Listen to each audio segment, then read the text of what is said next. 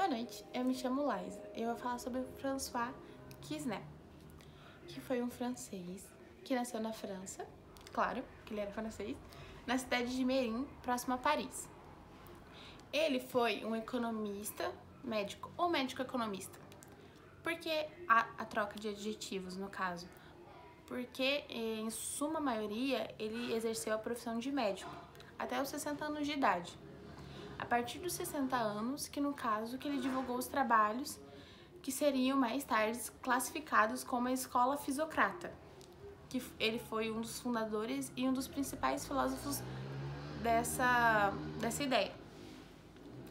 Ele criou a tábua econômica e dividiu a economia em setores e conseguia demonstrar as relações que existiam entre cada um deles, no caso. Uma das curiosidades sobre ele também, não em relação, no caso, à economia, mas no caso da profissão de médico. Ele foi médico da corte, no caso, entre 1714 a 1774, que ele foi médico da corte e médico do rei da época, que era o Luís XV, se eu não me engano. E ele, no caso, depois dos 60 anos, que ele difundiu essas ideias dele, do pensamento fisiocrata. No caso, ele reduzia a sociedade em três classes. A classe produtora, a classe dos proprietários e a classe estéril. A classe agricultora é responsável pelo cultivo da terra, que é composta, no caso, pelos produtores, arrendatários e os camponeses. Já a classe dos proprietários, como o nome já diz, compreendia pelos donos das terras, no caso, que se sustentavam da renda gerada pela classe agrícola, que é considerada a classe estéril, que é entregada pelas atividades diferentes da agricultura, que são as pessoas que cultivam as coisas da terra. E ele classificava, no caso, as classes dessa forma. Essa foi a forma que ele compreendia a economia da época dele. E um dos fatos interessantes também é que ele explica muito bem como funciona essas classes e como a economia era a base da natureza.